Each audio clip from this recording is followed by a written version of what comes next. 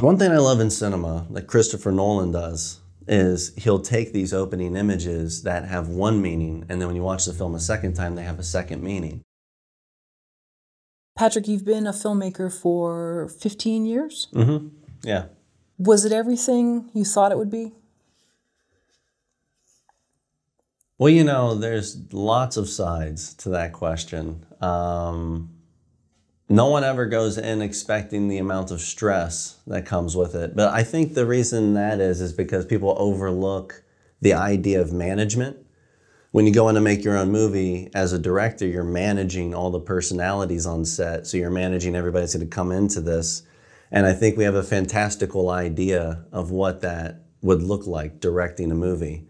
And the reality of it is you really got to decide if you're going to put the camera here or a half inch there, and everything has to be shifted one way or the other. So with that said, it's completely different than what I expected, but there's nothing else in the world that keeps my interest, like all the different levels of making a film, as far as like writing and shooting and editing and how different all of those are from one another.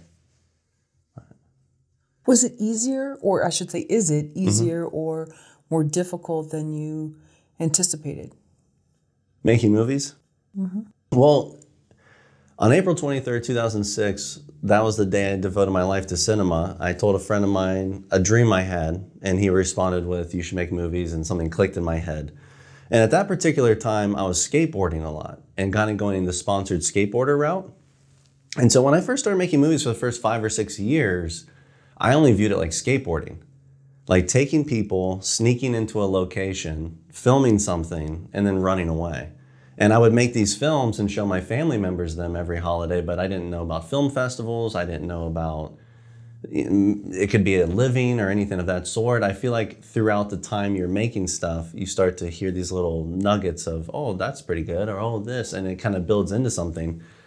So in terms of what I thought it was gonna be making films, I think the big changing block for me was realizing that it is a viable option to make a career out of, and kind of crazy that the road I was on led that path. I don't know. Because I was making all these things that just were, I don't know, I had no idea what it was. And then suddenly it became something where you can make movies, and then I learned what the budgets were and that they could be millions, and that's strange. But you had said earlier that the managing people or whatever, and that is such a big part of anything in film. Did you realize it would be maybe harder? Because people are sensitive, actors are sensitive, crew members are sensitive. Maybe they don't give that off when you first meet them, but people, we all have our little space, and we bump up against each other, and things will happen on set. And maybe we don't, it's a little pressure cooker, as we've had a former guest say. Yeah, that was a great analogy. Yeah. Did you think it would be easy to manage people? Did you think, oh, we're all creating art, man, this is going to be cool. No one's going to have any issue here? Well, here's the issue with where I'm coming from with it. I've been wearing so many hats on all these movies that when I'm in the middle of the process, the managing of people's expectations and their time, I think when they see me running full speed, drenched in sweat, everybody's like, follow him, let's go. And so I haven't had a lot of moments where I've had to worry about how people were viewing it. Because, again, I'm from Cincinnati, Ohio. So in Cincinnati, I think the neighborhood that I was making films in, a lot of people had fun doing it together. And so that passion and fun, why we made these pictures, I think it translates later to, hopefully now when I'm bringing people together here and people are getting paid, that maybe there's a different feeling, because it doesn't really change as you're making things. I feel like the kind of bubble you build in the beginning continues to be that bubble, except for sometimes when money is entered into the picture, there's a little bit more pressure. And ultimately, the person at the top sets the tone. You seem upbeat to me. So they say, forgive my analogy here, but things roll downhill. We'll clean it up a little bit. So if it's positive, then whatever rolls down will be of a good thing. Filmmaking taught me to be incredibly positive. And here's the kind of stuff that I bounced off of. For instance, I was making my first feature-length movie, but at that time I didn't even know what a feature-length movie was. I just decided I was going to take one actor and just work with them over a long period of time to make something long. In the middle of that, I was supposed to use a gas station bathroom. And I had about 6 or 7 people waiting for me, crew members, some actors, outside in the parking lot. I walked in and talked to the manager, and the manager's like, no, you can't use this bathroom anymore. And instead of going to tell a single person about it, I ran across the street to a different gas station and then secured this other bathroom, and then came back and said, we're going over here. And no one ever knew that the issue happened. And so I think a huge part of this is, obviously we all know it's problem solving, but falling in love with problem solving. That's, to me, what filmmaking is. You know, really like embracing that there is going to be something that's not gonna go right and get excited by it.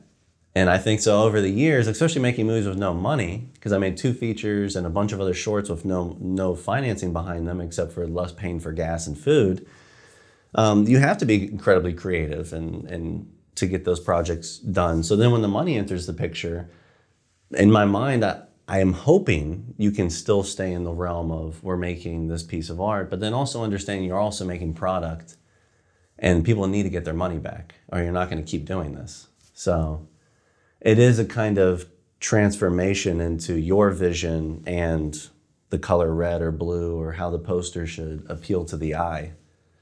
But I love working with poster designers, so that's all fun. I like that though. So basically, if you had a bumper sticker, it would be "I love problem solving" in terms of for making movies, because that's basically what it's going to become. Like Murphy's Law, if a location's set, there could be a chance it'll fall out. An actor might not show. Different things could happen. 100%. I really believe the theoretical idea that if you point the camera at a subject long enough, something is going to transpire. When I first was making films, or like just adventuring the juxtaposition of images in the editorial, I would go down the street corner on Clifton Avenue in Ludlow in Cincinnati, Ohio, and I'd set my camera up and I'd film for 30 or 40 minutes, just the street corner and cars and people going. I'd go home and I'd watch it. Just kind of curious, is there some kind of poetry in certain moments? And there really are. There really are in movement. And I really think what we love about videos and cinema and all of it together is it's a time capsule for the human body. If you look at Jack Nicholson from the very beginning of his movies all the way up to present, you've got this human being. And for him specifically, it's a time capsule of his emotions because they're all a diary entry. I'm sure he remembers when he watches something exactly what was going on at that time. So it's interesting because there's so much going on in cinema in that way. And you know, the theoretical idea of 1 + 1 = 3, where one image cut with another image creates a whole different image in the human psyche, that's happening regardless if you understand it or not. So trying to embrace that notion is quite exciting. Were you almost trying to recreate Slacker in some way? You know, that just walking down the street and the different interactions, or that had nothing to do with it? That had nothing to do with filming the street corner.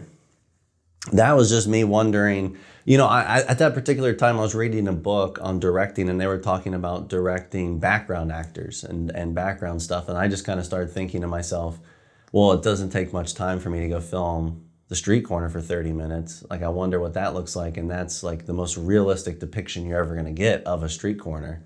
And so that's what that was. But I was in the neighborhood in Clifton. I was known as the guy making films. So I would carry my camera. I had a Canon XL2 in the beginning, and I would carry it around on my tripod. I'd go into the US Bank. They let me film a scene right at the teller without paying for anything, of not even shutting down the institution. They just let me set up my camera and film. But that's because I just ran around and filmed all the time. Again, that was just my favorite pastime, was filming and making things. And then obviously it just keeps getting bigger. You keep saying to yourself, well, now I did this. What could I do next? You know. So you caught these different moments on film, and I know you have I don't know if this is one you caught on film, but you were at a restaurant and you saw what you thought was a loving mother and daughter together, and it turned out it wasn't that? Oh, no. I know what you're referring here. For Willow's Peach, the idea of behind that. I was driving in a car by myself down the road from buying some movies, and I was just contemplating stories and characters, and out of nowhere I said to myself, well, are you coming or aren't you? And instantly I just knew it was a mother saying it to a daughter in my head, but I knew that that wasn't really her mother and that she was taking this child. But in my head I saw this classic image of the angry mother, like, come on, let's go. And so we went into that path of making that movie. But how one scene you could see, you think it's just a regular interaction, and it turns out it's much more darker in nature. Hopefully, you know, one thing I love in cinema that Christopher Nolan does is he'll take these opening images that have one meaning, and then when you watch the film a second time, they have a second meaning. And a lot of his images have these dual meanings in them. And his belief, if I'm not mistaken, from what I've understood watching some of his interviews and stuff of that sort, is that creates rewatch value. The more you embody in the picture different layers of what something could mean, then the more that picture, I think, could, you know, give an audience member a lot to look at multiple viewings. And that's what we always get from his movies, Christopher Nolan's movies. So then the question lies, how do you do that? And I think that just is prepping the script, going over it 1,000 times, thinking about, you know, if you're writing the screenplay, what story are you telling and from what point of view, and